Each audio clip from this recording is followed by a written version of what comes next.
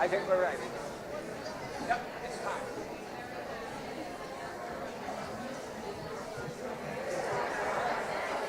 Good morning.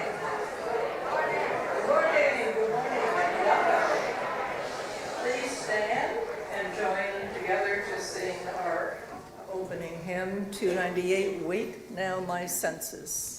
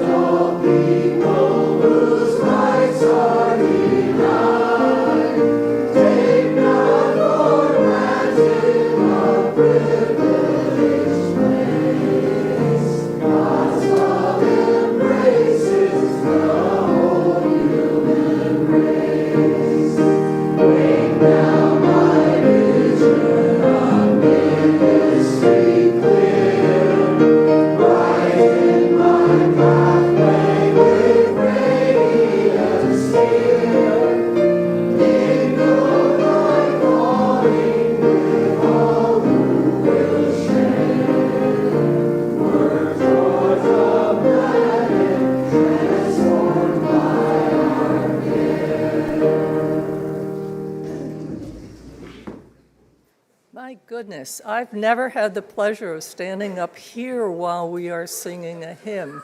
It was glorious. Thank you.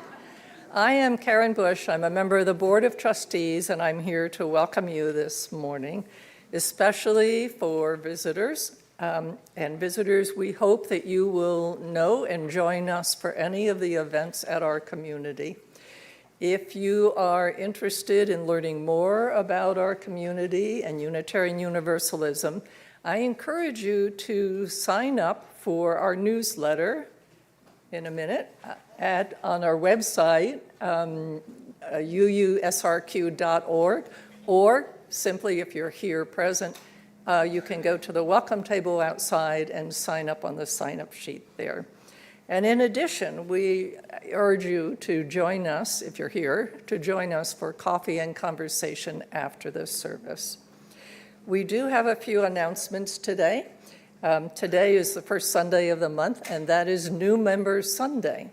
If you have been a visitor and you've decided you would like to join our community, I encourage you to go to the minister's office about 15 minutes after the service, where you too can become a member. We have one more announcement, an important one and an exciting one. Come on up, Nadine.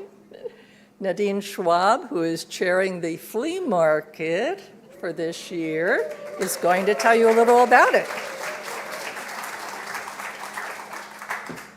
Good morning, everybody. Good morning. I know you all have been to the flea market before. If you're an ongoing UU member, I know you know how important it is. So the flea market is Saturday, March 14th at 8:30 a.m. And the only way that the flea market is successful is if everyone goes home and digs out all the things they're no longer using. So we need new, gently used items from you, from your neighbor, from your family and friends. Please bring anything you can in, and the sooner the better. The goal is to start this Thursday to empty boxes out of the pod to start organizing items so that we're not down to the last minute the day of the event. So the sooner you can bring items in, the better. We are collecting items today after service. Also, Monday, Thursday, and Friday, Bill will be staffing the pod from noon till 2. Thank you, Bill. So we need items. We need volunteers. We still have a few days that need volunteers, so I would encourage you, please come out to the flea market table after the service and see where you may be able to volunteer your time to sign up. We have gentle volunteer opportunities like pricing, and we have muscular volunteer opportunities like moving items from the pod. So please think about what you can offer and lend your services to us. And again, there's a table at the back where you can sign up. Baked goods. For anybody who doesn't want to move boxes or priced items, please bake us some goods and bring them in to us either on the Friday or the morning of the event. Those items, we request that they be packaged in a way that we can sell them. So if you're making small cookies, there'd be 4 in a bag, or 2 large, or 2 brownies, or a pie. Just make sure anything you bring in is in a container that you do not need back, because you will not get it back. Next Sunday, I have my cheat sheet here because these are all so important. Next Sunday, March the 8th.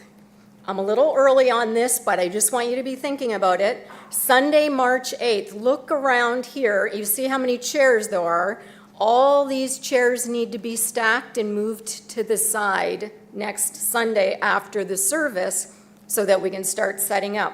So anybody who is available next Sunday after service, please lend your time. The more hands we have, the quicker it goes. And finally, there is a pre-sale event on the dreaded Friday, March 13th. In our case, Friday, March 13th is a good thing because you can come and shop early. You just have to buy a ticket. Again, flea market table at the back. $10 tickets gets you into the event. The doors open at 5. The doors will not open before 5.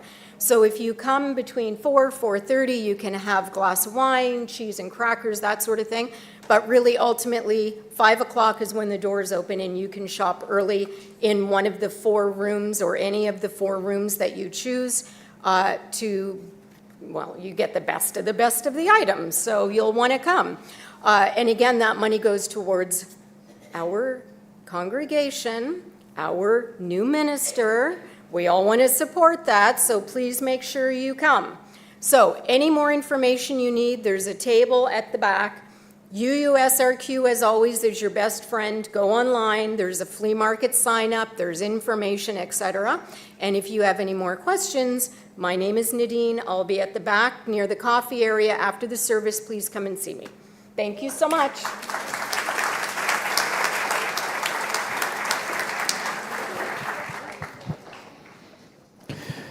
Good morning. Good morning. So while the choir's headed up there, I'm going to take this opportunity to thank the choir. I usually take this opportunity to invite you to join us, but now you know you're always welcome to join us. But I knew today's service we were going to be talking about Ramadan. And so I started looking for some Islamic music, and I found some. They do not have traditional choral tradition necessarily, but there's some things that I was able to find. And so I just really want to say how difficult this music is, because first of all, I'm asking them to sing in Arabic. Okay, so if you can all go. Okay. So that was it. And then the music is very different for us. It comes from a very different tradition. So this was the first time I thought I might have a mutiny on my hands. But they didn't. They came up, they stepped up to the plate, and they've done a great job. So I just want to thank you all very much for your hard work.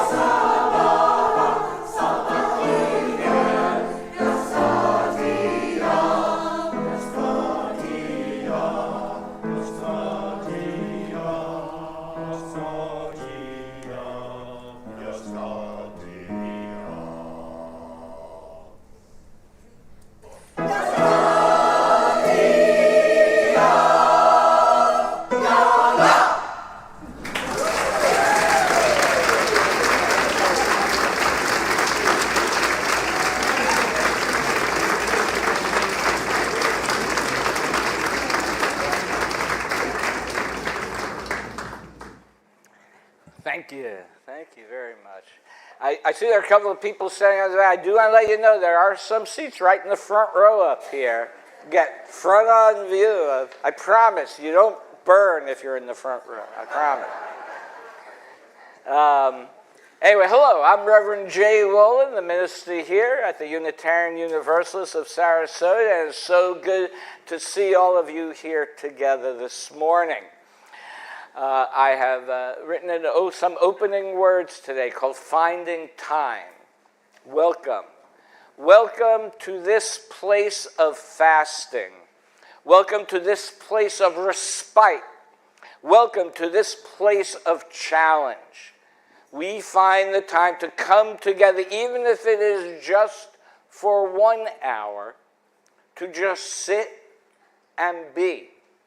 To be with yourself, to be with and for your fellow congregants together on the religious journey. No phones to answer, no decisions to be made, no judgments given or received, to accept that we live in a world with the need for balance, to build resilience, to build peace, contrasted with the need to be unbalanced at times.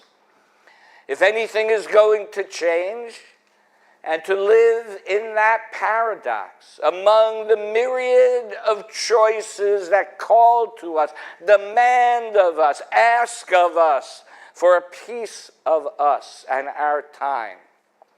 But for this moment, in this hour, we resist that, and we recognize the holiness in ourselves, in each other, and the holiness in time itself. As we light our chalice, let it remind us of the light within us that always needs to be rekindled again and again and again. Let us be the spark for each other. Please join me in lighting the chalice, affirming our value of interdependence, which will be on the screen and behind me, as well as in your order of service.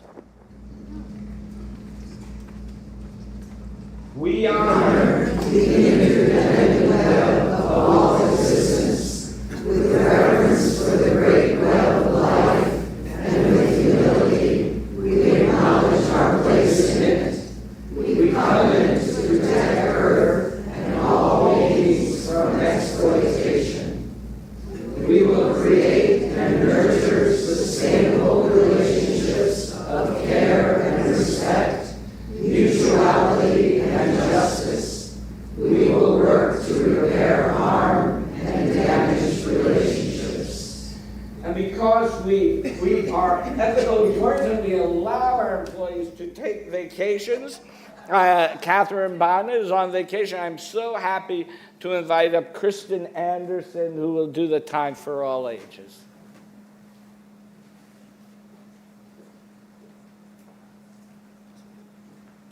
Hello, my UUSRQs.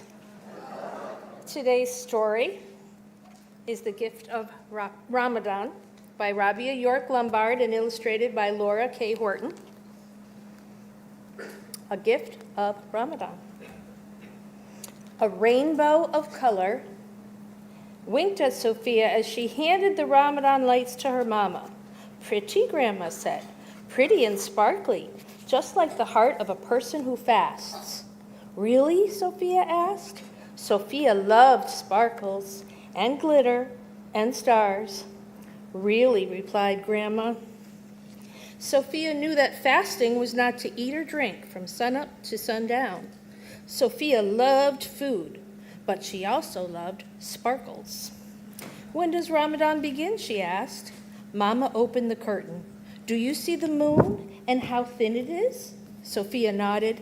That is the crescent moon, the beginning of a new month. Tomorrow is the first day of fasting. Count me in, Sophia grinned. Mama woke Sophia when it was so early, not even the sun was awake. Time for sahur, Mama sang. Sophia sat down to a breakfast of eggs, fruit, and Dad's pancakes. Sophia could barely keep her eyes open. "You have to eat," Grandma told her. "It will chase away the hungries." But as Sophia reached for a pancake, plop, she fell asleep. "Time's up," Dad said. They got up from the table and unrolled the prayer rugs. Sophia tried her best to stay awake, but the moment her head touched the ground, she fell asleep. When Sophia woke for the second time, it was almost noon. Her tummy was empty and her throat was dry. But even drinking water was against the rules, so Sophia decided to stay busy, so she organized the clothes in her closet. She drew pictures as her tummy began to gurgle louder and louder. Sophia noticed that all her pictures were of food. "Yikes," she thought, "I've got to get out of here." Sophia found her younger brother Adam in front of the TV eating a humongous cookie. Knowing she was trying to fast, her brother ran after her, yelling, "Yummy, yummy, yum, yum." Sophia's tummy roared as she ran away. She had to find a place to hide from her brother. Sophia tried so hard not to let her tummy give her away, but when Adam ran by, the scent of chocolate filled her nose. "What is this?" asked Grandma. Sophia's eyes drifted to the floor as she started to cry. "I got too hungry." There, my love. No one expects you to fast for an entire day." Grandma wrapped Sophia in a big hug. "There's always tomorrow and the day after. You'll have a full month to keep on trying." "But I want to be sparkly," Sophia said. "I can see your sparkles growing. And did you know that there are other ways to celebrate Ramadan?" Sophia thought about that. She knew Mama read the Quran. Maybe it gave her head sparkles. But Sophia couldn't read it, not on her own. And her dad was always sharing things with family, friends, and strangers. He said Ramadan was a time for charity, a special kind of sharing for those who need extra help. But Sophia didn't have any money, and she was about to give up when she glanced down at Grandma's hands. They were covered in flour. "What are you making?" she asked. "Yummy food for our first iftar." That's it, Sophia thought. If she couldn't fast, then at least she could help prepare dinner for those who did. "Can I help?" Sophia got to work. She tossed the salad, then she helped Grandma make 5 super sparkly pizzas, one for each member of the family. When the oven buzzed, Sophia jumped up from her chair. But when she opened the door, smoke was billowing out. "Oh no," Sophia cried. The top 3 pizzas were perfect, but the bottom 2 were burnt to a crisp. Grandma plopped down, looking exhausted. Iftar was just around the corner. What to do? "Don't worry, Grandma. I've got this." Sophia set the table, giving each person 1 big bowl of soup and 1 salad. She asked Grandma to cut up the 3 perfect pizzas. Tiny slices were better than none. Sophia's family gathered around the table.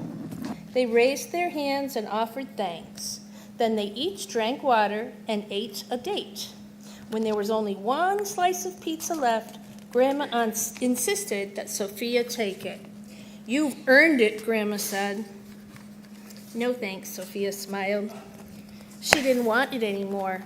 She didn't need any more. Her heart was wonderfully full.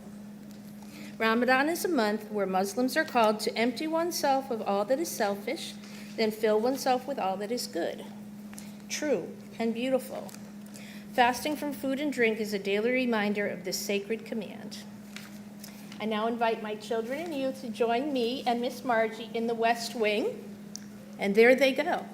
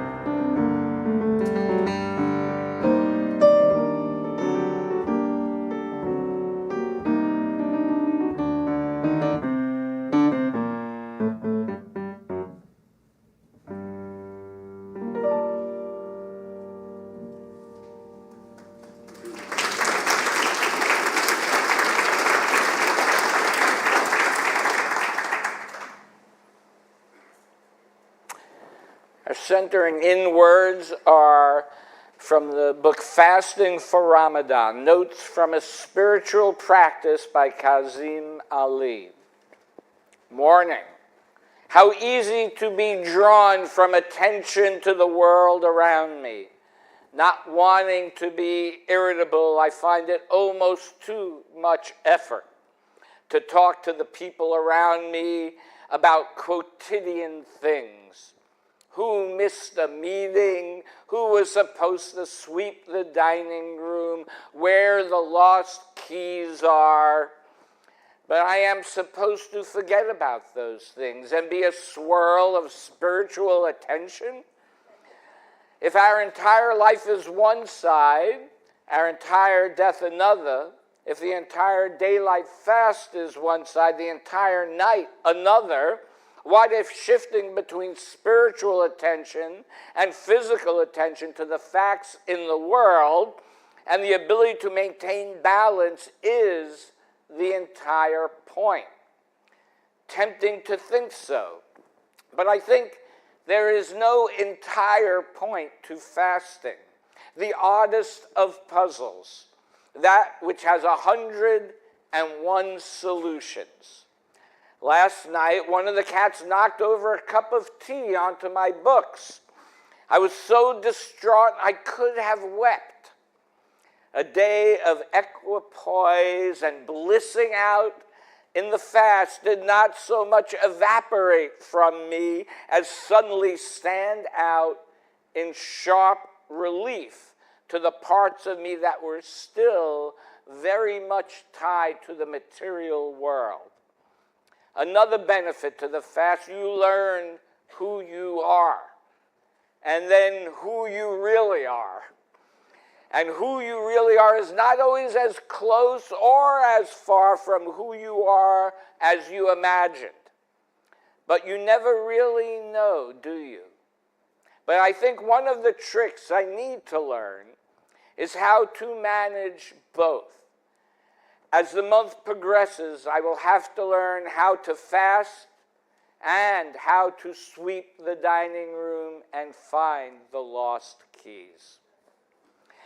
As we go into a time of silence, I ask you to contemplate how or if you find balance in your life. And as well, I invite you to say a silent prayer for all those who are suffering in the Middle East due to our latest attack to a sovereign country. Those who have died, those who are living in fear, and those who are harmed, as well as all the unintended consequences of what will happen next.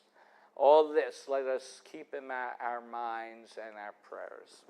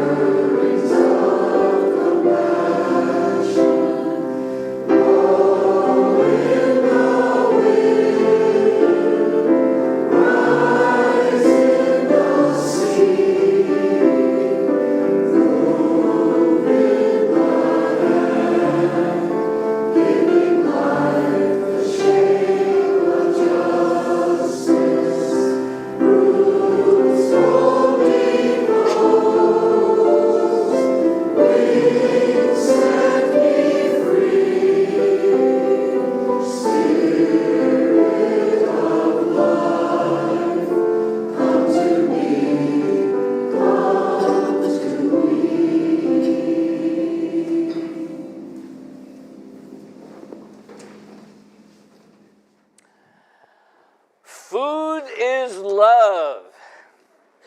I have heard this phrase throughout my childhood. Eating together was a sacred event in my household.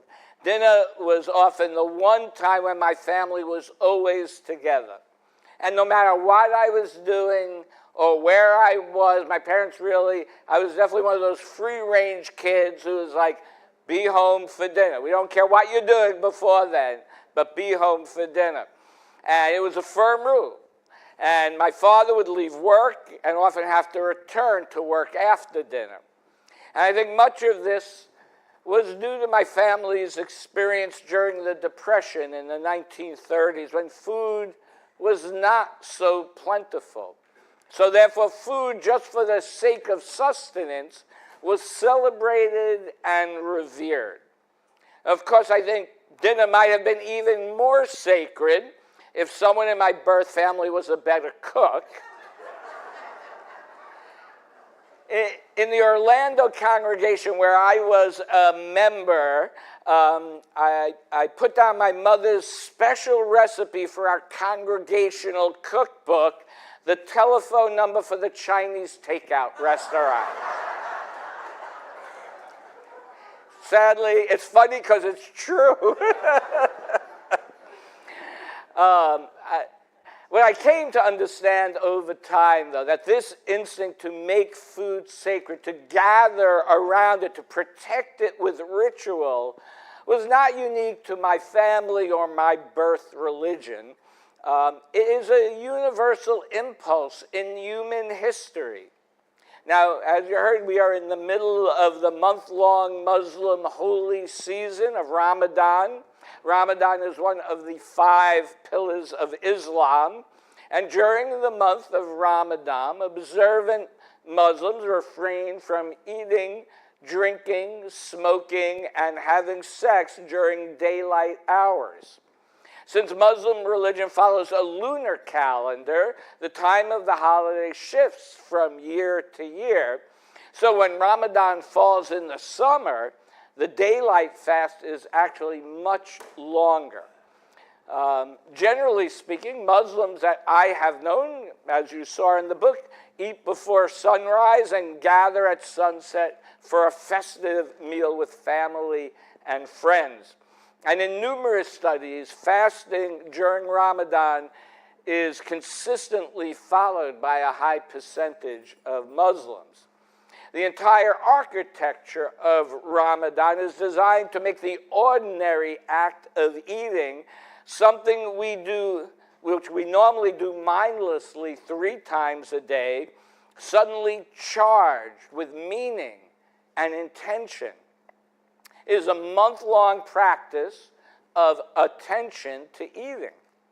In Judaism, on the highest holy day of the year, Yom Kippur, many Jews fast for 24 hours. And the most religious Jewish people throughout the year have very strict rules about how to prepare foods. And they separate meat and dairy practices called kosher. And they do not even eat them together in the same meal, and they actually have to have separate dishes upon which to serve them. And the source of the Jewish dietary laws originates in the book of Leviticus, chapter 11. So one of the many laws I do not follow in Leviticus. It has very specific rules, though, about what foods can and cannot be eaten. Animals who chew the cud or have divided hoofs, and specifically naming camels, pigs, and something I believe is akin to a porcupine, are unclean to eat. Fish without fins and scales are considered unclean, so no shrimp or lobster. And a variety of birds and prey and most insects are prohibited. However, there is a specific allowance to eat locusts, crickets, and grasshoppers. So I guess that is some condolence, I guess. Maybe they were just very plentiful back then. In Christianity, during the period of Lent, individuals are encouraged to give up something which often corresponds with food. Orthodox Eastern Christianity specifically denies meat and dairy during that time period of Lent. And as well, Christianity has certain fasting days, and food and drink are involved in the Christian ritual of communion. Hinduism believes cows are sacred, and most Hindus do not eat cow meat. Buddhism, as well, has many rules about mindfully eating, and most religious Buddhists tend to be vegetarians to prevent harm to animals. In the Buddhist 5 mindfulness trainings, the first mindfulness training is reverence for life. And it begins, and I quote, "I am committed to cultivating the insight of interbeing and compassion and learning ways to protect the lives of people, animals, plants, and minerals. I am determined not to kill, not to let others kill, and not to support any act of killing in the world, in my thinking or in my way of life," end quote. It's hard. It's hard to keep to that. When I've been to meditation retreats, we would eat in silence and focus on the act of eating. Part of the practice of mindful eating is to chew the food until it was mush in your mouth, taking in and noticing all the tastes and smells and texture of the food throughout the process. There are many nutritionists who believe, actually, that saliva created in the mouth from chewing helps with the digestive process. What the Buddhist tradition understands, and what every food tradition, in its deepest, I believe, understands, is we should pay attention to what we are doing in the present moment. I mean, think about how often do we just shovel our meals down as opposed to really tasting and appreciating every bite of food. And how is food a part of Unitarian Universalist culture? We celebrate often with potlucks, right? And every month we have actually we have a few potlucks every month, it seems, as a modeling of sharing and community. Being conscious of those with different eating lifestyles, there are often vegetarian and vegan and gluten-free offerings at such occasions. Members here have Thanksgiving and Christmas meals here at the congregation, so no one has to be alone during the holiday, and so we share a meal together. And in this, as almost every Unitarian Universalist congregation I am aware of, I think this is universal in UU congregations, coffee hour is a major part of our communal life together. I will not make a joke about coffee, but it's a thing. It is one time when most of us are together at one time. It is the first time that we will have the opportunity to meet with and get to know guests to our congregation who are here for maybe the first or second time, and maybe the only time, right? So to pay attention with intention to each other. It is a weekly celebration of our existence as a congregation together. And such a time should be celebrated with a sense of joy. So let us recognize our deep relationship with food. It has become more than mere sustenance for many of us. It has become a part of our culture to utilize food as a way of expressing ourselves, our emotions, and our values. We have been blessed with an abundance of food here in America, and often we take it for granted. I think food has always been a part of religious rituals of humanity, specifically to remind us to not take food for granted, to not take life for granted, to remember our blessings of abundance, even in a simple meal.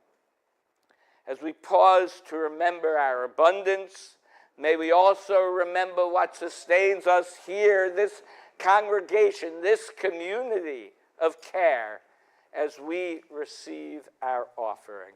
Please be as generous as you can. For those online or here on your cell phone, there is a link to donate in the description of the YouTube video or the QR code in your order of service or or above me.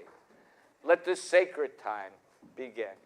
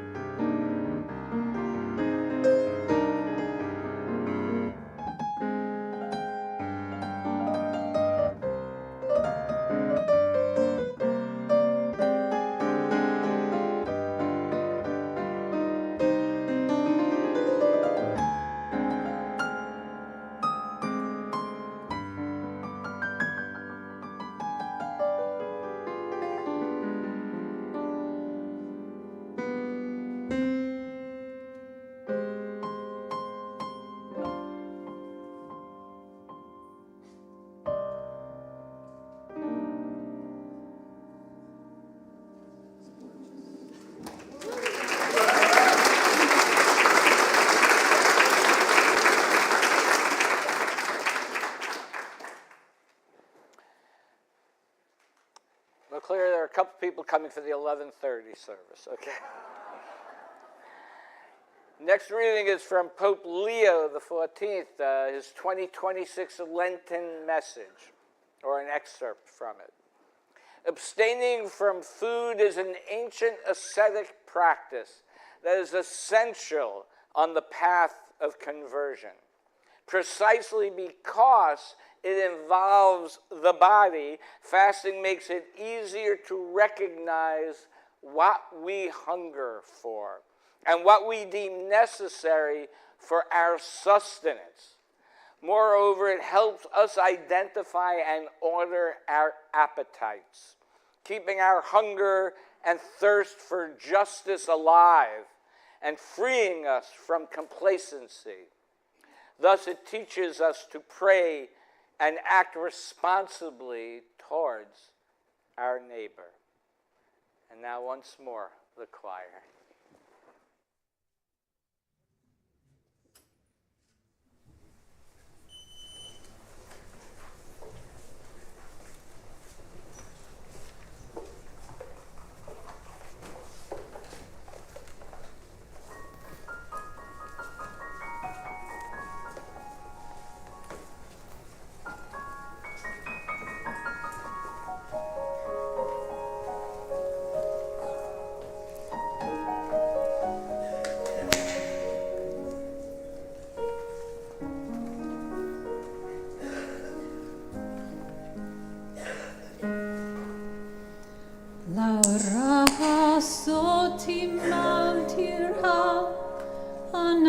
ajirkum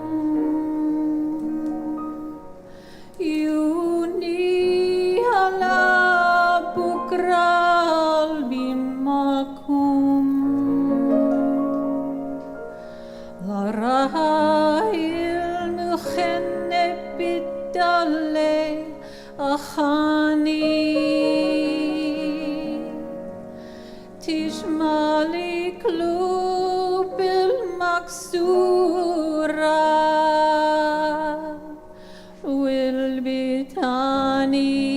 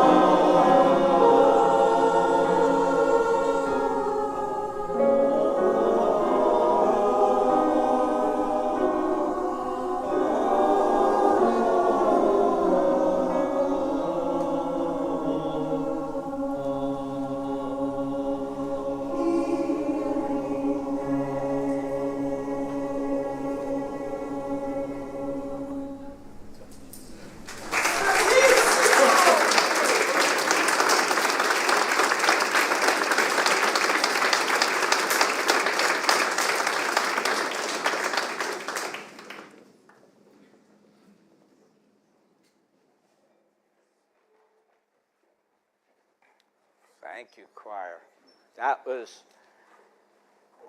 It was just beautiful. I know maybe it was challenging for you, but I can tell you from a listener, it was worth it. Thank you. Yeah.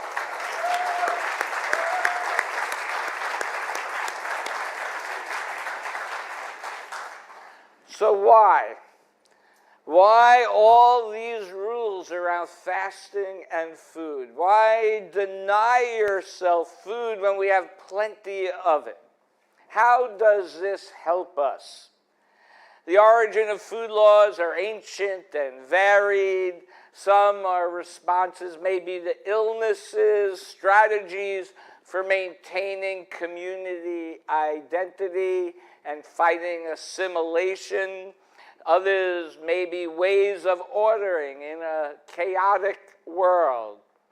But whatever their origins, something deeper is at work in them and in these many traditions, because it is common in many, many religious traditions. I believe Both in the past and in the present, fasting is a spiritual practice that leads people to be more reflective and self-aware. In both the Hebrew and the Christian prophetic traditions, there is actually a counterculture against the mere formality of fasting. In the Christian Gospel of Matthew, chapter 6, it is written that Jesus said, and I quote, "And whenever you fast, do not look dismal. Put oil on your head and wash your face so that your fasting may be seen not by others, but by God who is in secret," end quote. Jesus did not object to the potential virtue in fasting, but felt that one should not be ostentatious or prideful about it. Like all those people I see on my Facebook feed, the reels all the time. You can lose 50 pounds by fasting every day. The Jewish prophet Isaiah, and maybe I spend too much time looking at reels, maybe that's the lesson.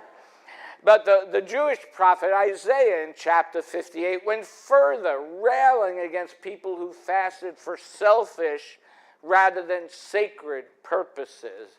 He wrote, "Why, when we starve our bodies, do you pay no heed? Because on your fast day, you see to your business and oppress your laborers. This is the fast that I desire, to unlock the fetters of wickedness, to let the oppressed go free, to break off every yoke. It is to share your bread with the hungry and to take the wretched poor into your home. When you see the naked, to clothe them and not to ignore your kin," end quote. And if you ask me who your kin is, I would answer everyone. Everyone is your kin. The meaning of fasting is to make us more righteous, to see what is important in life, to recognize that we are part of something larger than just ourselves. I think about the times I have fasted in my life. Of course, I said earlier, growing up in the Jewish tradition, we would fast for 24 hours during Yom Kippur, the Day of Atonement. No one really explained to me why we did it, only that it was tradition. Tradition. There's a reason that song was so popular. It was a small consolation to me that I didn't have to go to school that day. But I will say this. No meal ever tasted so fine than the meal when we would break the fast at sundown. Even now, I still fast on Yom Kippur, not out of tradition anymore, but as a way to remember to be intentional in my life, to remember all those who came before me, who sacrificed so I could be here, to remember those who do not have food even today in this country of abundance. And we see this with our Food for Immigrant program. People literally without food in our community. And to remember to commit myself to act in a righteous way in the upcoming year. I also fast sometimes before I have to take certain medical tests. They would tell me not to eat or drink for up to 10 hours before the test. I would, of course, always ask for the earliest possible appointment in the morning. And I would count 10 hours back and eat and drink to the very last minute that I was allowed, even if I wasn't hungry or thirsty, as if being deprived of eating on my schedule was an affront to my sensibilities. People throughout history, though, have fasted for periods of time, not as a private devotion, but as a public protest against injustice in the community or in the world. Mahatma Gandhi in India was known for fasting once for as long as 21 days. He did this as acts of civil disobedience against the British rule. Many Irish Catholics in Northern Ireland held hunger strikes in their fight against the British government. I'm seeing a pattern there. In America, Cesar Chavez used a hunger strike to bring attention to the plight of migrant workers. I think it is very interesting that human consciousness does seem to respond to hunger strikes. It strikes a chord within us that someone is willing to deprive themselves of the very needs of life, even though it is available. That we are willing to deny something to ourselves so others could have justice. It seems to speak to the harmony and connection within and between all people.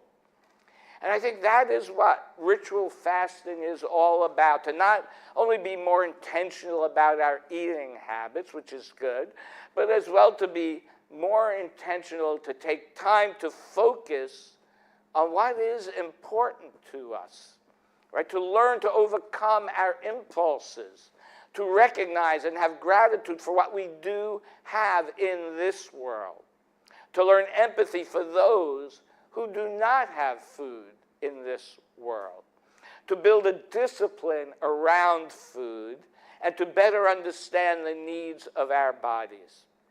Fasting, it turns out, is not only about food. It is about any attachment that keeps us from being fully present to ourselves, to each other, to whatever it is that we consider holy. Let us think of other parts in our lives that we may need a fast from. Maybe a fasting from watching violent movies or playing violent video games. Maybe fasting from technology. That has become a very new, common, and important fast. You know, I realized this when I went to a monastery a number of years ago for a meditation retreat. There was no cell phone coverage in the monastery. I really had strong withdrawal. But I did find that I could get coverage if I walked outside the monastery, up the road, there was a playground, and if I went to the very top of the jungle gym and held my phone up, I could get connection. And I did that for 2 days of the week I was there, and then I stopped. But it certainly showed me how addicted I was to my cell phone, because it has connected me, right? It connects me to my family, my friends, the congregation. It's been integrated into all parts of my life.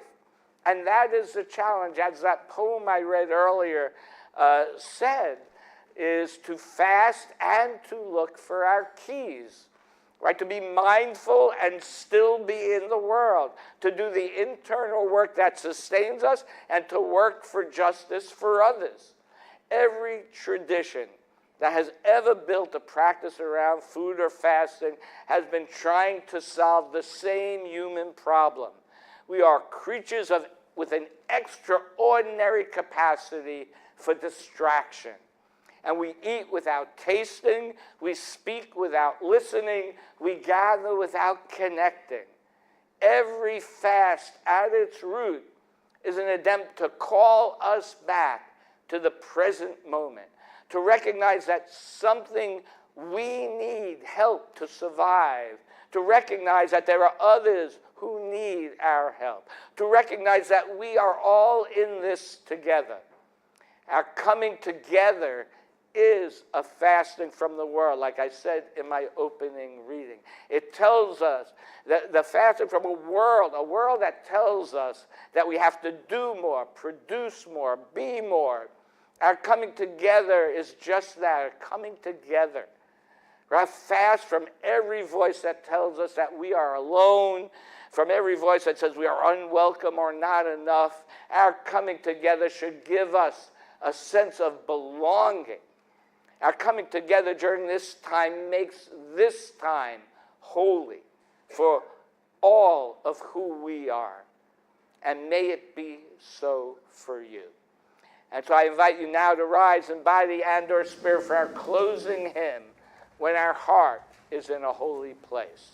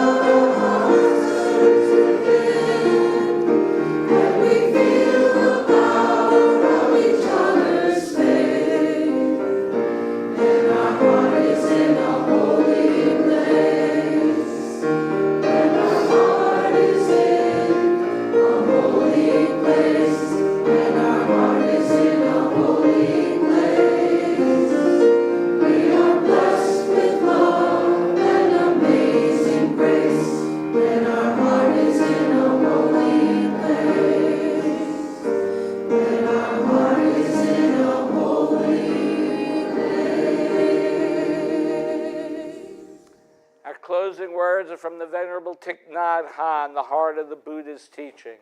Much of our suffering comes from not eating mindfully.